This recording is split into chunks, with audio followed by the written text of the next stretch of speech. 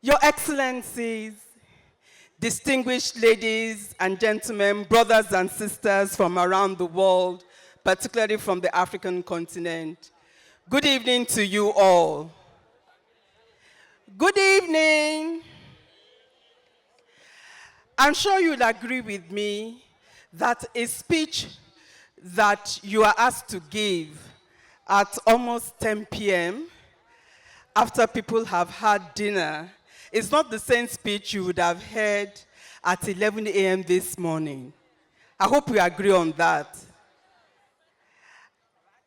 I'm going to leave out a whole lot of things I would have said. I will try and keep this as brief as possible so we can have an interaction with my sisters who are coming up soon. I'm really delighted to be here at the African Philanthropy Conference. And I'd like to give a big shout out to my dear brother and friend of many years. Becky, where are you? Congratulations, Becky, you have done amazingly well. And my dear brother, Brian Kagoro, as well, who is always calling me out. And my sister of many, many years, Sarah Mukasa, and others I can't mention in this, who are gathered in this room. We have come a long way together. I want to start with a brief story that is not exactly mine to tell, but I have permission from the person who told it to us to keep repeating it. And when I asked Becky, what do you want me to do for this, and this presentation, he said, Bisi, we want you to just please tell us stories that can make us think. And there's a danger in asking someone my age to tell stories, an African woman my age to tell stories. But I'll try and keep it brief. Many of you would know Lema Gbowe from Liberia, the Nobel Peace Laureate, I think, of 2011, 2012. So Lema told us the story of something that happened around 2014 or so. She led a delegation from the Nobel Women's Initiative to the Democratic Republic of Congo. And when they were there, they had several convenings, but there was a particular one that they had with women's groups who had mostly been survivors of the ruthless conflict that has been going on in that country. And the women would tell their stories, particularly their stories of sexual violence. And their stories would go something like, the militia came, they killed my husband, they killed my son, they raped me and my daughters, and I almost lost my mind, and I didn't know what to do. And then the women came. And then the women would offer help, food, support, childcare, anything they could.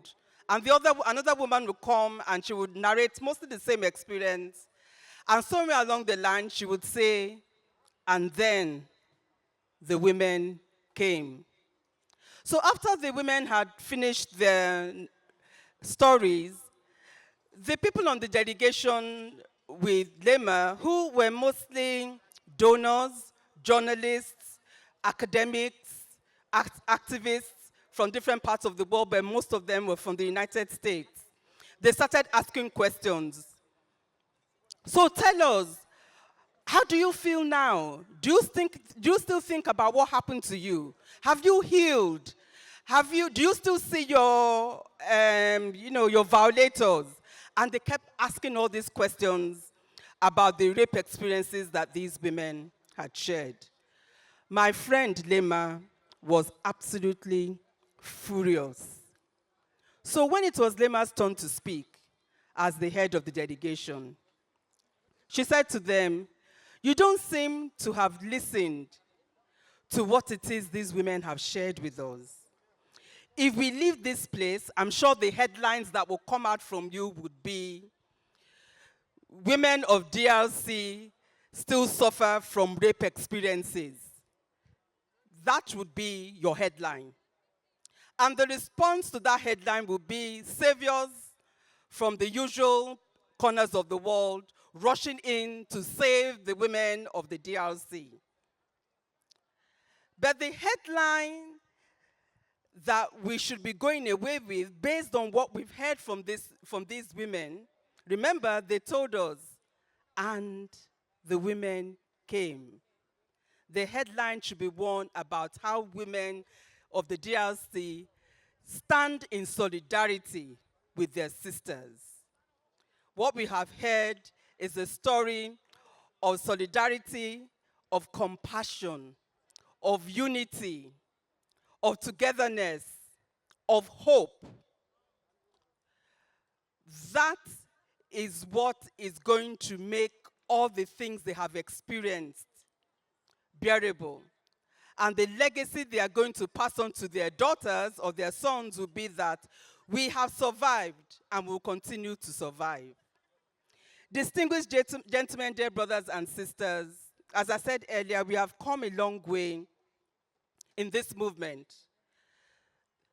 There are a number of things that we have now that we did not have, say, 25 years ago, and I should be in a position to say so because it's exactly 25 years since some of us established the African Women's Development Fund.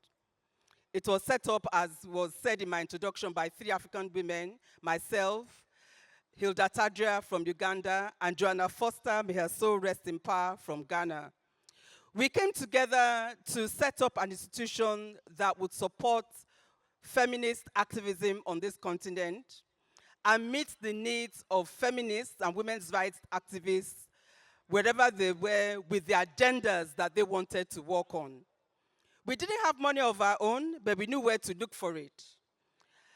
And we believe that even if we went around the world to seek money to run this foundation, ultimately this foundation would only survive if we can ensure that we have resources from our continent, human resources, financial resources, material resources, things that will enable us have ownership. And so 25 years ago, we did not have these kinds of spaces as African philanthropists. We did not have spaces where we could come together and share information and knowledge. We were having these meetings on the agendas of other conveners in other parts of the world. And those who were part of those processes will remember those days. But now we have the Africa Philanthropy Conference. We have the Africa Philanthropy Forum. We have the Africa Philanthropy Network. We have spaces for thinking, for dialogue, for learning, for contestation. And I believe that these spaces that have been created are the spaces that will take us to the places that we need to go in this field. We have a long journey ahead, and we heard a lot of things today, and that's why I decided to leave out a lot of things I would have shared with us, because I think there's a point at which we can go into information overload. We've heard a lot today.